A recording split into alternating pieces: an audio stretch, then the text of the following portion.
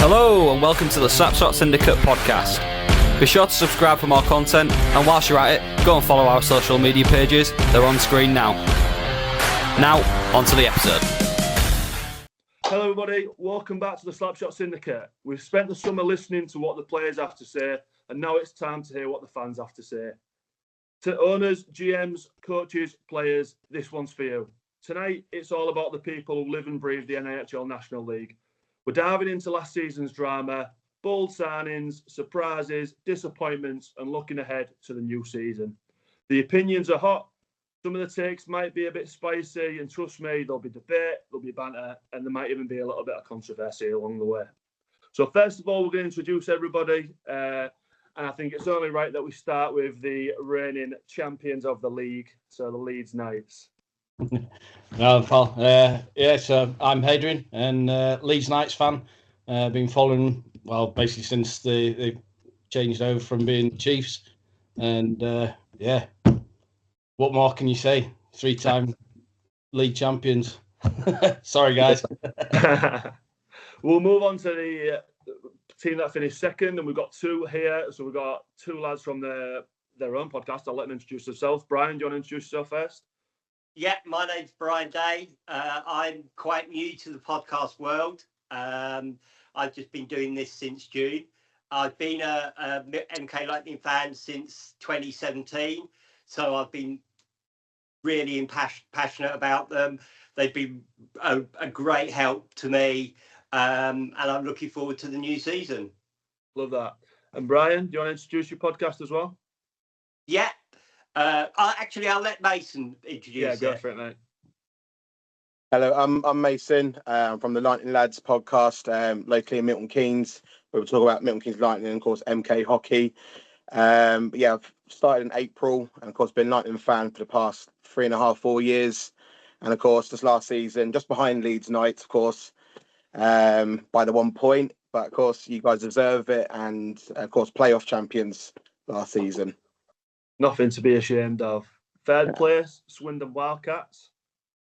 Hello, Jack McCarthy. I'm here on behalf of the podcast me and my brother do, Macca's Talk Hockey. I've been following Swindon for, I think, 11 or 12 years now since I was a kid. So, still going. Basically, yeah. And arguably, guys, one of the OG YouTube podcasts. I think Macca's have definitely had a hand in the reason why we're all here. So fair play to you, Mac, and fair play to your brother as well. Definitely. Cheers. Hull Seahawks. Who's that? Hey up, I'm Ian, Seahawks fan. Not much more to it than that, really. Ian got pulled into this podcast because he sits behind us, and to be fair, guys and girls, he has probably some of the best liners in the National League. Once he shouted, "What rhymes with Venus?" What was the answer, Ian? Yeah. Yeah. And to be fair, Venus really liked that one. Peterborough next. Matt Cavalieri. I've been a fan of Phantoms for, I think it's been about 23 years. I've been going along. For the last 21 years, I've been acting in some capacity as a volunteer. Currently manage a live stream and various other video media specifically, and usually in the thick of it come season, pretty much from start to finish. Love that. This is exactly, and when we started the fan debate, this is the exact Matt. You're exactly the kind of person who we wanted on this. Someone who actually lives and breathes their team. So thank you so much for coming on. Sheffield Steel Dogs. Hi, I'm Floss from What the Puck, which only started in January, so we're just starting our first full season this season. And I've been going to Steel Dogs games for as long as I can remember, which changes daily, but usually quite a long time. Love that. Bro, did you want to introduce the pod and that bit bits and bobs? Hello, I'm Brody. We do run a podcast, as you can tell. Brilliant mic issues that we've had, but me and Harry run GB Puck Drop. Literally don't know how long we've been doing it for. It feels like forever. Even though it's probably been about, I don't know, not that many months. But I also help out behind the scenes with the Romford Raiders live stream. done a few Bucks games as well. So yeah, I've had the stress of running a podcast as well as try to help run a live stream. But thanks to Macca's boys last season as well, they helped us out. So yeah, we've had a few helpful hands. So yeah, it should be a good season next, hopefully. Love that. Going on to the Telford Tigers. Hi all, my name's Matt. Also found in my guys as hosting the podcast I'm the Tigers. Yeah, strange enough, here to talk about Telford Tigers, as you could probably guess from both the name of the podcast and what you can see behind me. Going on to the Bristol Pitbulls. Hey, Ben here, Bristol Pitbulls. I'm also Sup Puck on Instagram and TikTok and other places. So yeah, I've been a Bristol Pitbulls fan for the last few years. Love that. Then now moving on to the Solway Sharks. So I'm Thomas, season ticket holder for the Solway Sharks. Probably one of their biggest fans, if not the biggest. Don't let anybody tell you I'm not. That's good. So I'm imagining like Solway shirt, kill the full shebang. Absolutely. Pop, face painted, the lot, just going overboard, you know what I mean? Love that. I rate that. You'll hear me before you see me. That's exactly the kind of. I think they'll appreciate that as well. And finally, last but not least, the Basingstoke Bison, the man himself. I'll let him introduce himself. Hi, folks. For those of you who aren't aware of me, my name is Anthony Russell. Since 2011, I've been the head idiot in charge of Banners on the Wall. It has been a hockey website. There was a podcast. It's now all bits and pieces done on YouTube. You can find us Wednesday nights during the season where we do the What's Current stream. We cover everything from across everywhere. And this season, I'm also the match night web commentator for the Guildford Flames in the Elite League. So now that everybody's introduced, I think it's only right that we start right where we started in terms of the introductions, and that's with the Leeds Knight fans. So again, Hadrian, thanks for joining us, mate. No worries. In terms of last season, so let's start with the Knights. Back-to-back league champions, cup winners, and arguably once again the team of the season. But it's still ended in heartbreak at Coventry. Is it still fair to say, that Leeds were the best side in the league this season, despite not tying up that playoff crown? Yeah, obviously biased opinion, but I would say so. Yeah, I think when you look back over the full season, we're probably most sort of consistent, and certainly compared to the year before, like this last season just gone so much closer, and yeah, MK took us right down to the wire. But yeah, I think just about edged it this year, and I think part of that has come from the fact that we kept pretty much the same lineup from the year before as well. It was really the sort of no new signings or anything particularly. So yeah, I think that sort of played in our favour. So that stepped down to a core thing. So obviously they've been there and done it kind of thing, didn't they? What changed last season, do you think? Obviously, from the outside looking in, it was a hell of a race. Us Seahawks fans like to say it was a 4-horse race. It probably wasn't as much as we like to make up for it. But in terms of, for the large parts of the season, Swindon, MK and Leeds were all up there. How was that for you? Was that more exciting, or would you have it done by February? Everybody wants to win the league, wants to win a cup, wants to, playoffs and stuff, and I think you'd be lying if you said you didn't. But if totally sort of honestly hand on heart, I would say like last season was the best, because it went all the way down to the wire. You don't want to be sort of streets ahead, but in February or whatever.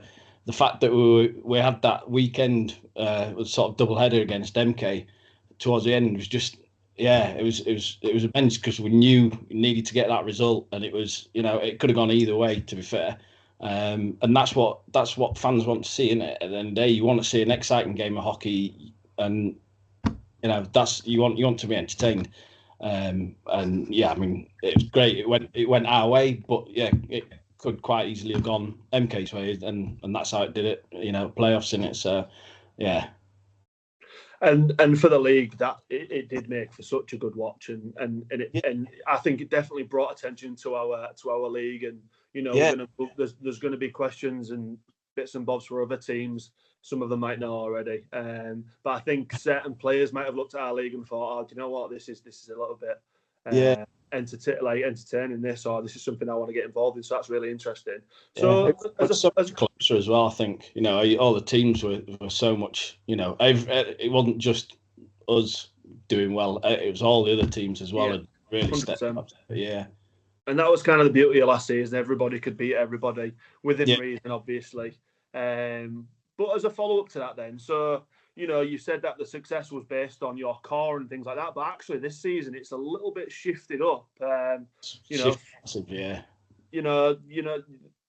few of the imports that have come in, three, I believe. You've got Biss from last season, obviously, who needs no introduction, but I think I'm going to butcher these names. Staudaker or something, Staudaker, Mikovic and Payton, new to the league. What do you think to that? So, they're a little bit on the unknown side, but Aldi has a track record of just unearthing gems because for some reason he just has the keys to success in this league, doesn't he? But a long way to continue. But I mean, we lost we've lost some huge players in the season. So we've lost sort of the experience of like Matt Haywood, sort of elite league level sort of player. Penny to kill king, absolutely worked his backside off for us. And same again, we've lost sort of McMullen, who's like both in the ring, absolutely huge defensively, and Matt Barron as well. Two absolutely amazing imports. But I was lucky enough to get a brief chat with Ryan yesterday at the shirt launch, and he sort of said to me, he's never been so excited about a current lineup. Says we're very fast, and he seems pretty excited about what he's got. So I mean, personally, I feel a little bit uneasy about it so far. We've got a lot of young guys. I mean, they spoke about it last year that they knew there was going to be a big change coming, and it'd be a big refresh. So we've got a lot of young guys coming through from like Leeds Knights 2, sort of young blood, which is what they want to do. They want to nurture that talent coming up through the ranks. So I think the imports have got the work cut out. But from what I've seen and what I've heard about the guys he's chosen, I can sort of see sort of direct replacement. So maybe like Liam Payton as a swap out for Barron, and like Mikovic is quite a sort of more experienced, older player. Perhaps sort of as a replacement for Matt Haywood. And who else have we got? Staudaker in D, so he could sort of replace. Yeah, that was it. Yeah. And then got Pagozdia as well, which apparently from Ryan mentioned in the shirt launch that he's been after him for quite a while, and I know he trained with him years back at the Oki Academy and stuff. So it's going to be interesting. Was that one a bit of a stinger, Jack? Yeah, he's a good lad. I got on well with Bally last year, but he's going to be a rat against Swindon this year, so it'll be interesting. Yeah, I mean there's so many, with the extra import, across all the teams. I think it's just going to step it up that just another level again. So it's everyone, you can see everyone's sort of really up in the game, and there's some. Yeah, it's going to be really interesting to see how our sides, fare against each other now. Last little one for you right now, Hadrian. In terms of those new players coming in, because of his track record, is the faith sort of automatic with Aldi at the moment, or do you feel some nerves about the unknown? I'd lie if there were some nerves. I mean, we sort of running more with like a three main lines, maybe three and just over three lines last season.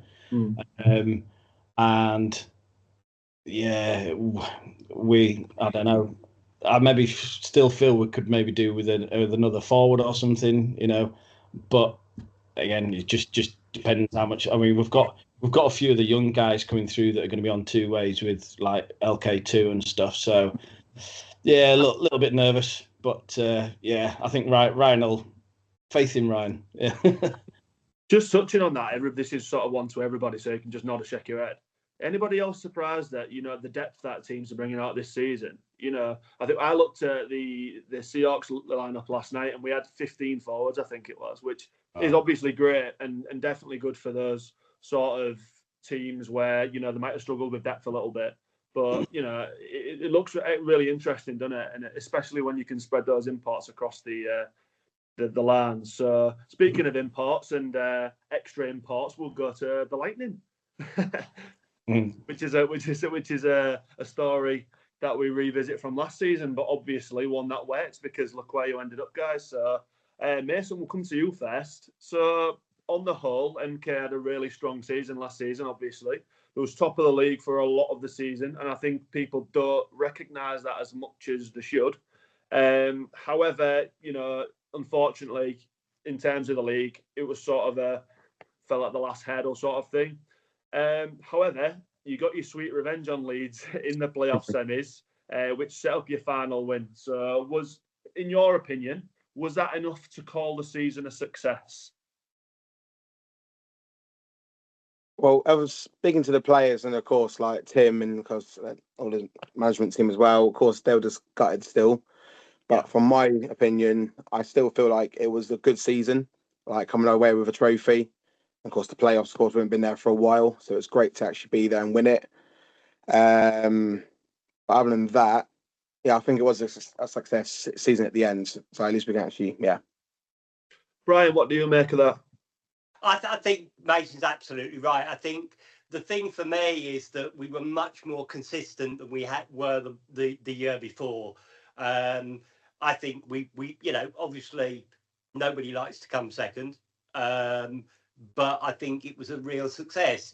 We've proven that a lot of our players have moved on to the Elite League, and I think it was a real success for us. Do you think that? I think we could all agree here. Tim was a bit more cutthroat at times last season, wasn't he? For example, in the playoffs, putting himself in there, but arguably his experience sort of added to that. Do you think that contributed towards it as well? Yeah, I think it did.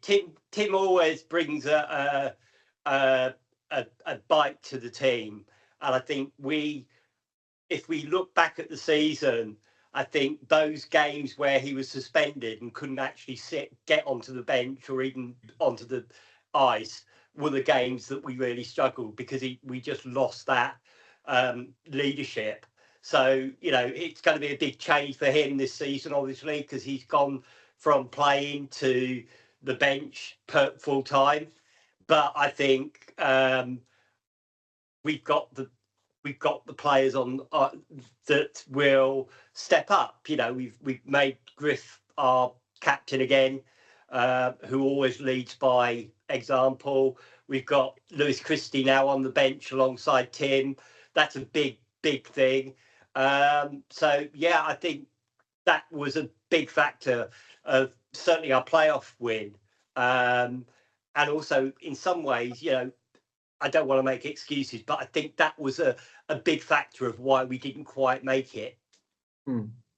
Mason, how do you think that the team's going to be able to, continue performing, taking these forward steps? I don't want to put any disrespect on the cup, but when you set out, I think most people will agree at the start of the season, when you step out, playoffs and league is what you want, and cups a great additional sort of achievement there. The season you won the cup, not last season but the season before. This season was the playoffs. Do you think that was a step forward, and do you think next season you might miss Tim now that he's off the ice, or do you think he's made the adequate replacement to ease that? With Tim not being on the ice this season, I think it is a bit of a loss at the same time. But of course, I know he's looked at, was it Dominic Kabaj to come on? Yeah. And I think he's quite perfect for him to replace him on the ice because experience, his age, and what he's done at Bees, and of course points as well, very high still. So looking forward to that. But Of course, just going back on last season as well with the playoffs. Of course, came down to the point. Like for us, I know Leeds beat us. They deserved to win that night, 100%. We took the foot off the gas on the second and third period. Leeds just do their typical thing, open us up, strike in. But I think the game for us, I feel like we lost the title was, of course, our rivals Peterborough. For me, that was the one, because I think after that game, everyone just went, that's it, because when Leeds come, they're going to beat us. And of course, that. So let's move on to next season then. Brian, we'll start with you. You've lost some of last season's British core, but you've gone again with 5 imports. What's your thoughts on the squad for the upcoming season? And do you think you'll be able to achieve more this season? What do you think you'll be able to achieve this season? Well, I mean, like all of us, I think we're looking to win the league. And my own personal opinion is that I have a say in Tim we trust. I think he's the way he goes about selecting people to play for the Lightning is really positive. We've got some really exciting youngsters coming in, and I honestly believe that we've got, we still got Spadaford and Forsberg, who are big players for us. Dominic, as Mason said, is going to be a big bonus for us. But we've got some people that perhaps aren't quite so well known in hockey, but will come out. I'm thinking of people like the Osborne twins. Yeah. We've got a really exciting young 16-year-old who, as the Lightning lads, we're supporting Lewis Conroy. Conroy, yeah. Who, I think is going to be a big player for us in the future. Yeah, I'm confident that we got the team to move forward. And as I say, in Tim we trust. Mason, are you in the same boat? Are you looking at a title this year? You don't of course, look at Brian. You better say yes, Mason. Of course, being a Lightning fan, of course, I want us to win the league. But after the teams making the new signings around, it's looking like most teams looking very dangerous. I think everyone's going to hate me, but I don't think we are going to clinch the league this year. I think we're going to play attractive, beautiful hockey. But of course, we've got loads of new players. I think we need to gel for what Tim needs to do. But I just feel like we're going to come second or third. But I think up there might be, of course, Swindon and, of course, no Leeds. But also, I'm thinking Hull might have a chance this year. Ian liked that answer, and so did Jack. I think Jack was being nonchalant. He had a secret little nod in his head there. Yeah, of course, I get everyone texting me after this, like, "What are you saying, mate? What are you saying? You're a Lightning fan." Brian's like, "We had a plan, and you've gone off the rails. Come on." No, I think that's interesting. I think it's good to sort of have a little bit of realism as well. But who knows? They might surprise you, Mason, and I'm sure that you'll be first in line to admit that you're wrong if they do that. And all the treble, go for that. There we go. So, talking to the Cats, Mr. McCarthy, some season for the for Swindon. They've spoke about it. We've spoke about it, and of course you've spoke about it. Swindon being almost a project. The season before last, there definitely was signs of going in the right direction. Last season, in my opinion, was definitely a step in the right direction. Battling for the league all that time, then what they did in the playoff groups, and actually got, in my opinion, we was talking amongst the lads, we were saying we think Swindon are the favourites for this, with the way they went into the playoffs. Sum up last season for me, in your opinion, Jack. I think it was a step forward. I think defensively, we improved a lot, and that showed. I think we were joint with Leeds, letting in the least amount of goals. We did start the season a bit slow. It took us a bit of time to gel, and that showed because we didn't make the top 4 in the cup, which was a bit disappointing. And then from then, you're looking at November, December, you're playing catch up against Leeds and MK, who also were going up like that. So we picked up a really good run from Christmas. Bricknell he was on that massive purple patch where he kept getting points. It just went really well. Our home form was really good. and then Leeds and MK just decided to just take that extra gear, and I think we ran a little bit out come the end of the season. We dropped a couple games. I think B's in overtime. We lost to you on penalty shots at our place. So those little points are so key. But a lot of positives to take. You then focus on the playoffs. We won 6 out of 6 in the group, looking so strong. And then all it takes, Coventry's so brutal. If you don't play at your best in that one game, your season ends like that. And yeah, fair play to Peterborough and Slava. They've done it to so many teams. It was a tough ending, but hopefully the lads who are part of that team who are back next season can learn from it, go into next season. And Aaron's also added, I think, exactly the right players which we need going into next season to then get that trophy. And we are, of course, going to talk about those players very shortly. But you know, like, I just want to touch on something you just said there. And you said at the start of last season, it took you a little bit of time to warm up. This season, it seems, you know, that core that you had that was really successful, a lot of them were really quick to re-sign. Does that show to you as a fan, is that sort of an indicator, or that there's going to be more success? Or, you know, does that excite you as a fan? Maybe that little patch of, you know, gel and stuff that might not be as apparent this year? I think the fact that most of the team re-signs and comes back most seasons, signs those 2-year deals. You've got Jonesy, Raymar, you've got Malas is playing his 9th season and he's an import. So I think it shows the close bond which the lads have.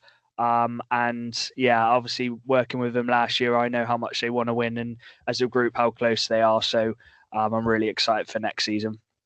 Let's talk about your new players. Well, some new players. I mean, your imports.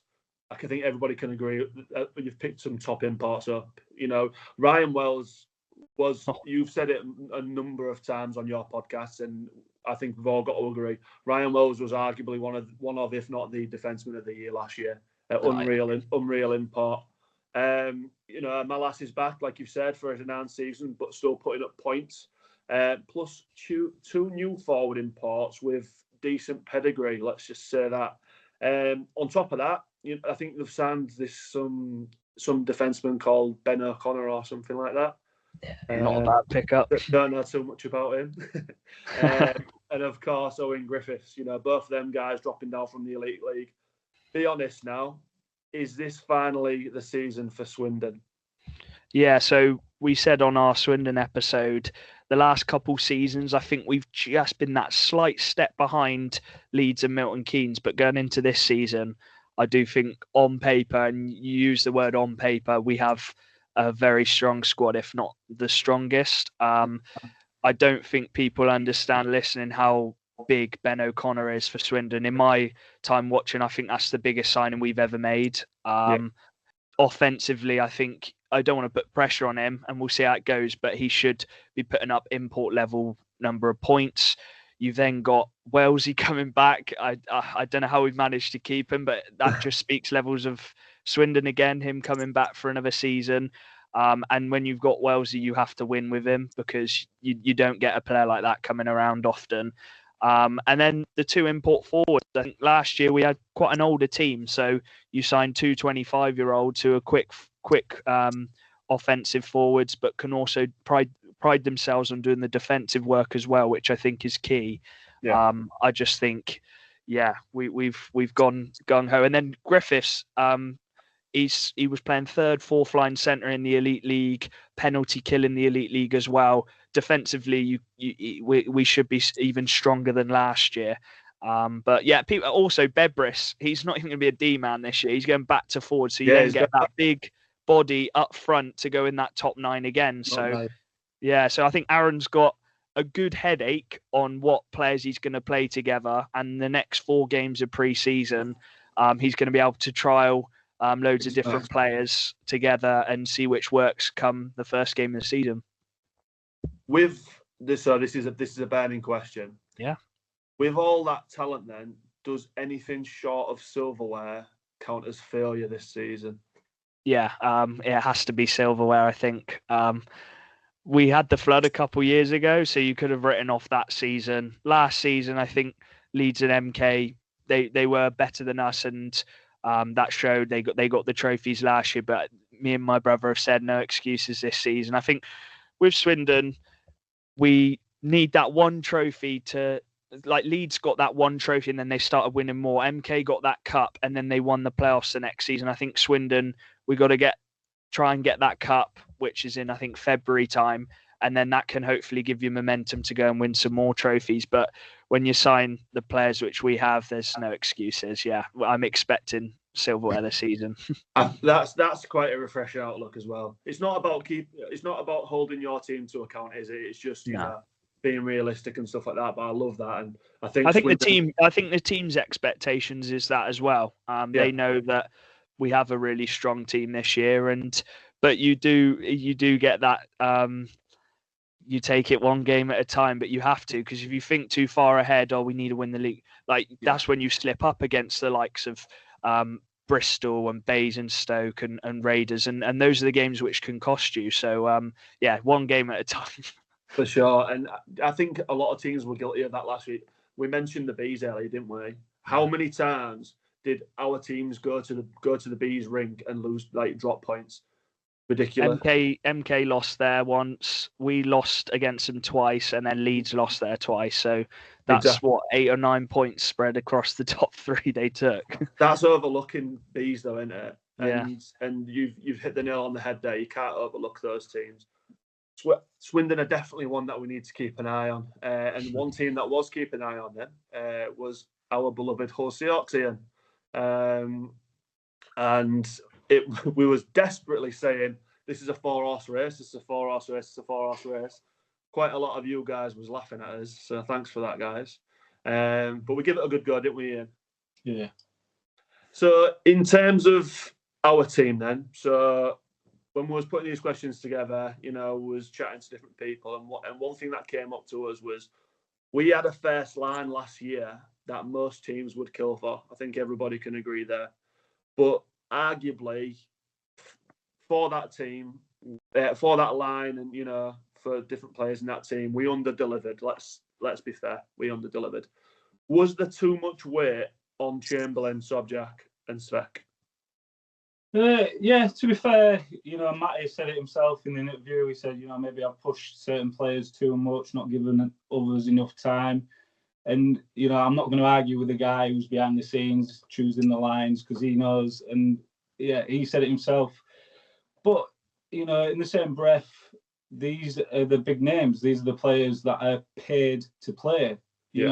So you expect them to deliver. You expect them to work hard. And, in the defence of the other lines, these lads, they work, 5 days a week, and then they play hockey on top of that. So you can't, it's just what you expect them to turn up, and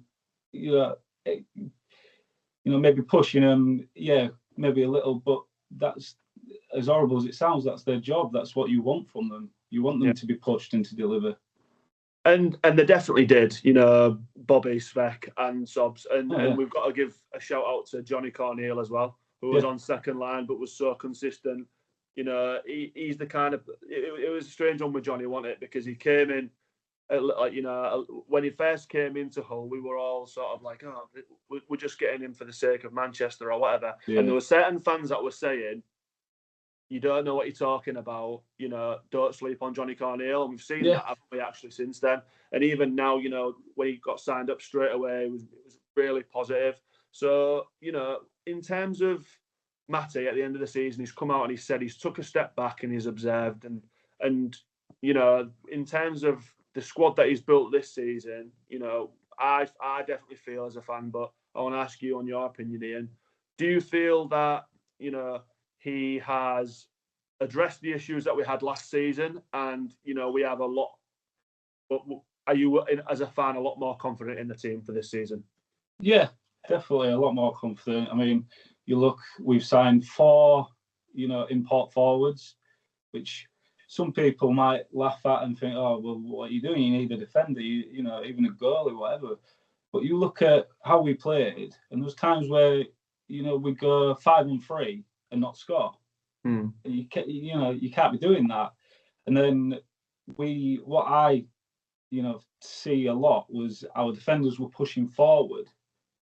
So if we've got more attack, more attacking kind players, of let the defenders sit back. They don't have to come up. They don't have to press, and that's where how many times did Leeds see that, have a man high and then breakaway? There was one game where I think there was 3 breakaways in a row against us. Whereas now, we've got these attacking players. Hopefully they can deliver. I mean, we already know Sobchak and Svet can, 2 players, 100-point seasons, not to be laughed at. So, I think it's a great idea. I can't agree with it more. And look, we've got a solid defensive line. If we see, this is the thing as well. The expectation is, we should come first, second, third. But you look, it was only 2 seasons ago we finished dead last. Yeah, and then we just finished 5th, 4th, should I say? So I'd be happy with third, second. I think first is definitely achievable, but we're still a team that's growing. And just watch this space. It's going to be massive. And Matty knows what he's doing. We've got players that have elite league experience. We're paired up with Manchester Storm. That it's going to be incredible for us. And as a team, I think you look at off the ice, those lads together, incredible. Some great friendships. You see it on Instagram. And so on the ice, I hope that translates as well, where they enjoy playing together. Because that will be the difference. If these lads gel, it's going to be a force to reckon with. And to reattract those players that you've just mentioned, Ian, there's got to be something there where they think, I'm buying into this. Because as is mentioned a couple of times, he said, and at the back end of last season, what's going to stop Sobchak from going over to Leeds? Well, Sobchak buying into Hull. That's what it is. And that's brilliant. So let's address the elephant in the room. And a lot of people are talking about the fact that we went for 4 import forwards, the only team in the league to do so.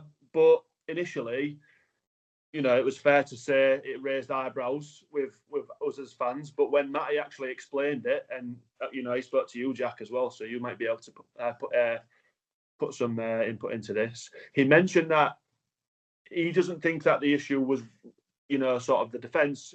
How it was more about depth and actually taking a step back and looking at that.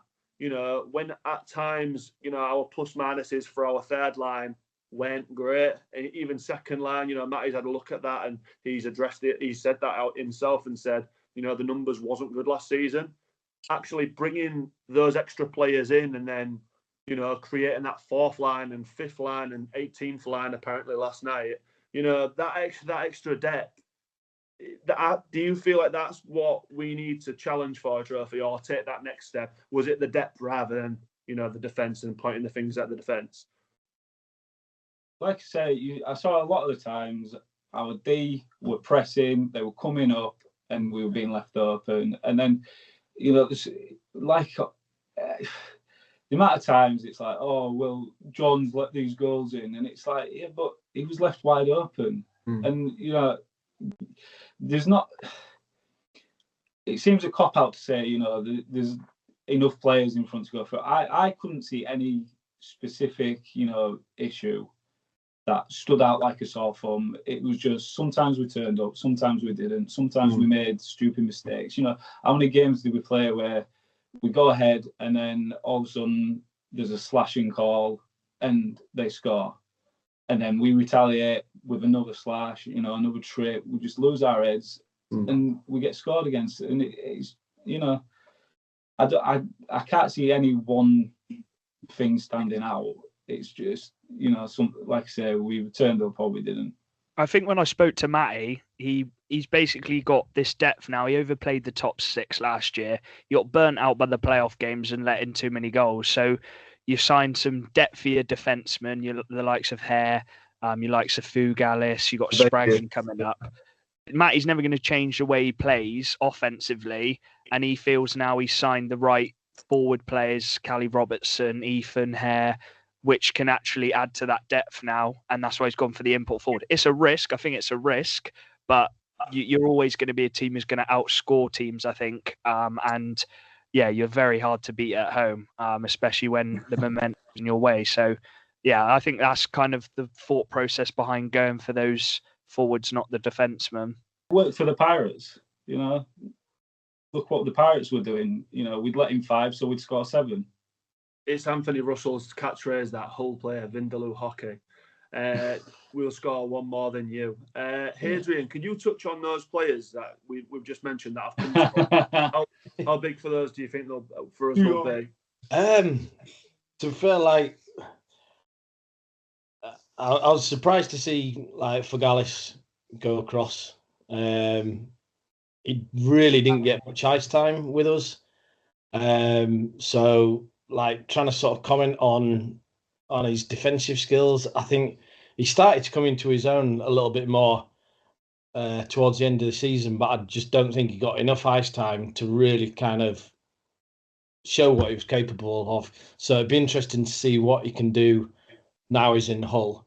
And same with like the Hare brothers. And on that, I'm not a huge fan of theirs. I know that's probably really quite an unpopular opinion amongst like the other Knights fans and stuff that, you know, thought they were brilliant. But yeah, I thought they were maybe a little bit overrated. And again, I think like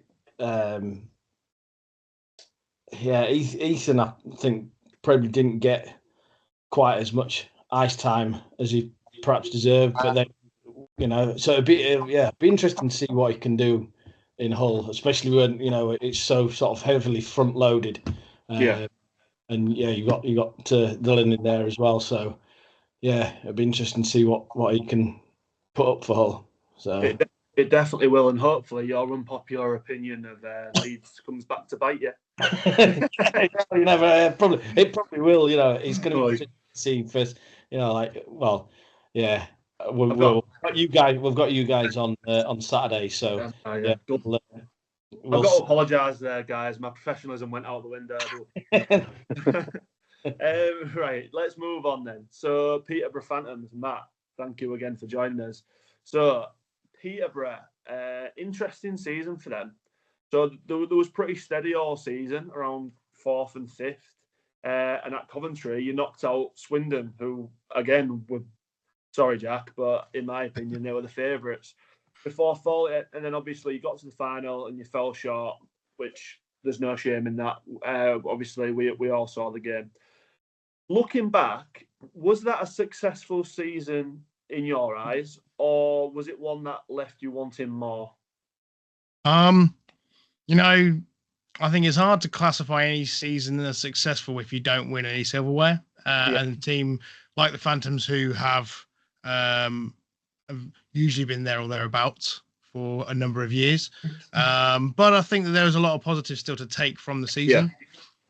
So, I mean, for me personally, you know, I see a lot of things from internally inside the team, and you see guys who, you know, young guys who are taking next steps, you know, other guys. I mean, we see just through this summer, we've seen, you know, guys like Austin Mitchell-King moving on to go to the elite. And, you know, some guys moving on, but, you know, it's good to see those guys taking the next steps. But yeah, I mean, as far as last season goes, it's, like I said, I think it's hard to say with hand on heart that it's a fully successful season based on the fact that we didn't bring home any silverware. But being in contention is always a good thing to be, a positive thing to have. So in that way, I guess you could say that there's success. In terms of, let's rephrase that then. Do you look back on the season positively?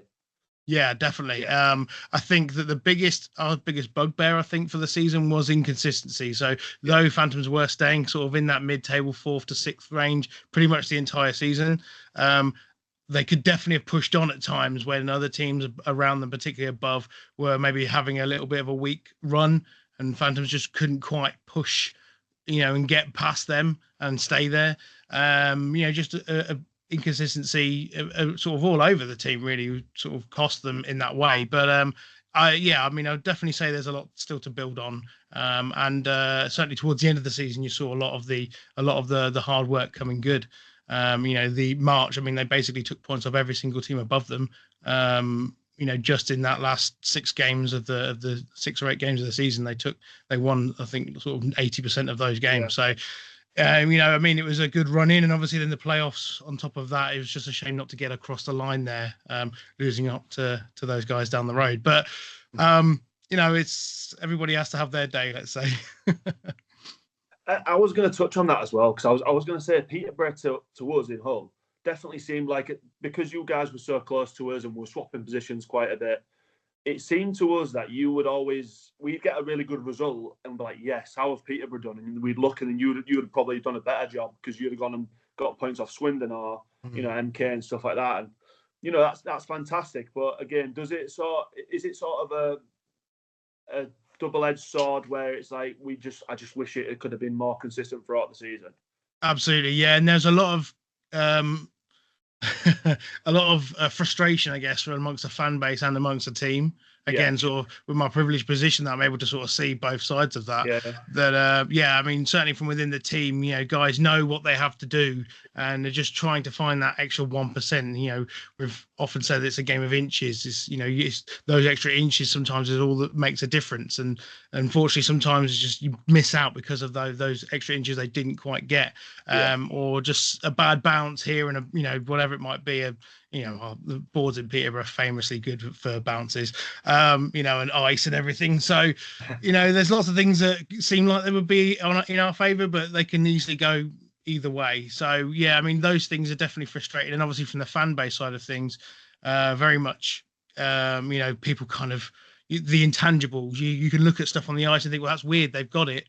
But for whatever reason, they can't just put it all together at just the right time, which I guess is the beauty of the sport. Yeah, I guess so. In terms of this season coming up, then you've kept things relatively the same, but there's been a big twist. So obviously, Labby's back, Cam Huff's back, who was massive. Yanni's back again, and for I want to say 43, 44-year-old still ripping it up. Is that right, guys? I think it's around that age, isn't it? He's still ripping it up and getting assists coming out of where. You've also signed Dylan Lawrence as well. How obviously those guys are back and Dylan's just joined the team, but Slava's departure, much to Floss's joy, is huge for Peterborough after so many years in charge. Do you think that Ash Tate can keep the Phantoms competing at the same level? Or is there a risk of a step back this season? I think realistically, we have been pretty spoiled with again, when we talk about consistency, with the consistency of having Slava at the helm for a decade. Yeah. Plus, that's huge because you have that philosophy permeates right the way through the club. And so it's in recruitment, it's in practice, it's in the way they play, all the drills, everything.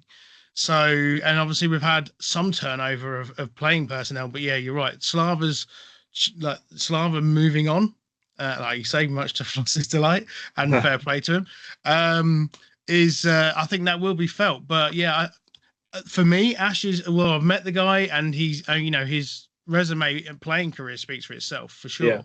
Yeah. But, obviously I don't know what his style is, how he's going to be received. Guys are already here, how that's going to maybe change them or affect them in some way. And obviously the new guys as well. Some guys obviously were signed prior to Ash being appointed, who already made that commitment. And, we'll obviously have to see how it all pans out. But certainly have every faith. I mean, Ash has definitely got the tools and he certainly has made a good impression from the things that he's said everybody so far. So yeah, looking forward to seeing. But certainly from an expectation perspective, it's hard to say. Obviously, till the puck drops, you never know what you're going to get. But I think mid-table, sort of 4th to 6th, again, I think is probably a good place for us to expect to be. And some fans at the moment are probably saying 8th. And we're maybe lucky to get 8th, but again, I'm the eternal optimist. I would say we should be aiming for top 3, even if that's not perhaps realistically on paper what people would think of. That's the aim of the game, right? I don't want that last question to seem disrespectful to Ash. My intentions there was to sort of emphasise the effect that Slava has had, and Slava has been so crucial to Peterborough, like you've just said. Yeah. I think just to interject on that, sorry as well. I'll just to demonstrate for people how much of a class act Slava is. I mean, he made phone calls. I mean, to me personally, to say, 2 months ago, just to sort of say, thanks for everything, and basically he had a little catch up essentially. And the guy was always really accommodating, always was used his words as well, but he lived by what he said as well. So Sheffield's got a great guy in there over there now, and he'll always be a friend. But it's just the guy is definitely a class act. So it's a hard act to follow, but I'm not an envious one as well. But I'm sure Ash is going to make an impact pretty quickly. Yeah, and I was going to touch on Ash and just say that although Slava's been there for so long, might this be a good thing for Peterborough? To go in a different direction, and Ash might set the world alight, and everyone will be looking back thinking, why was we mulling over Slava or something like that? Because obviously after that time you're going to, be accustomed to him. But Ash, a fresh face, fresh style of play, maybe.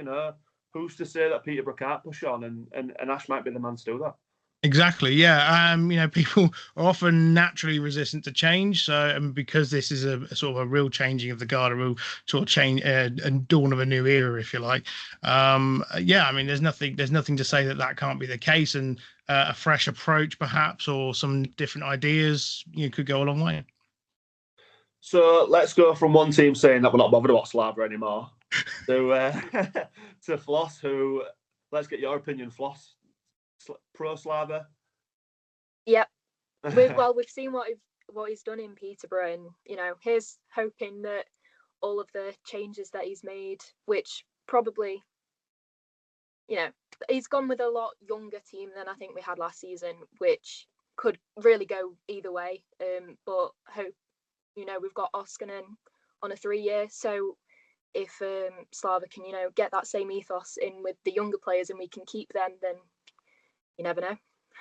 Absolutely. And it's interesting, really, because if we reflect on last season, firstly, say in terms of Sheffield, with all due respect, Sheffield didn't make major headlines in terms of, silverware and their league positioning last season. I think we can all agree on that. But they were competitive, and it was a funny one from the outside looking in, because it always seemed like when Sheffield would get a little bit of momentum and they take a little dip, and it would sort of just be like trudging along around this, 6th and 7th position, never really dipping into, the lower part of the table. But in terms of like the rehaul of the Steel Dogs project, they've been talking about this as a project we're working towards a final product sort of thing. Would you say that it was a successful finish? I think in terms of the rehaul, it was, and I think the partnership that they have with the Steelers helped with that, with the 2 ways. So with Tremblay for half the season, I mean, worked miracles. It was absolutely fantastic. And then some of the goalies on 2 ways as well, getting the EIHL experience as well as the NIHL and bringing that. I think where we finished was a nice position for the season that we had. Like you were saying, there were some highs, there were some lows. It was a real journey to go on with the team, but I think in terms of the rehaul, I think we can be quite proud of where we finished. So in terms of this season, then the squad seems to have bulked up, certainly. I don't know if it's just me, but every time Steel Dogs have seemed to make a signing this year, or this pre-season, sorry, I've been like, let's check him. Oh, he looks quite good. But it's always 2-year deals, or he's got a good resume and stuff like that, picking really specifically good players in terms of, not just picking up anyone sort of thing. So obviously the squad's booked up, and in my opinion, I think people are sleeping on Sheffield a little bit. Do you think that they'll take a step forward this year, with Slava and sort of, these new players that he's getting in, perhaps a new ethos, or do you think that they will be stuck in the mid-pack? I'm hoping that we're going to have a step forward. I mean, I think all of the signings look really promising. We've got CJ Garcia from Manchester, who's awesome. He's fantastic. And Liam Steele on a 2-way with the Steelers again. And I saw him play against Cardiff in pre-season, and he looks incredible. His form in the EIHL is well up to standard there. So it'll be exciting to see how he manages that in the NIHL as well, and whether he can keep that up there. Like I said, the younger team I think we've gone for this season is going to be a really interesting one to see when we hit the ice and see how they work together. But we've still got that experience from, Ben Morgan, Tim Smith, the season regulars, and then having, Walker Summer come back as well was just great. We were all kind of like, we really hope he comes back because of the impact that he made for us last season. So yeah, I'm hoping it's going to be a step forward, but we won't really see until, puck hits the ice. Yeah, that's true. Walker was massive, wasn't he? But you are right in terms of, those Brits that you've re-signed. And what about Alex Aldale? I think that's one that a few people sleep on as well. He looks quite, well, obviously bags of experience in terms of being part of the Manchester team, but he's got a point to prove now, and he's obviously come to Sheffield to do that, hasn't he? Yeah, having seen him play for Manchester, we know he's a solid goalie. We know, what he can bring to the team, and being from Sheffield as well, he'll want that. It's that homeboy. Yeah. So I think he'll be a really good signing to have, especially losing Norton, who was a solid goalie for us, and dependable when we needed it. So yeah, I think it'll be a really good team, and it's just seeing that they can gel together and bring out those wins that we want. So what, in terms of your eyes, Floss, would be a successful season? What are your aims? Or, obviously not your aims per se, but as a fan, I want you all to do this. But in terms of your eyes then, as a fan, what would be a successful season to you? I mean, progress is finishing, higher than we did, I think. Making playoffs again, I think, and maybe going slightly further this time.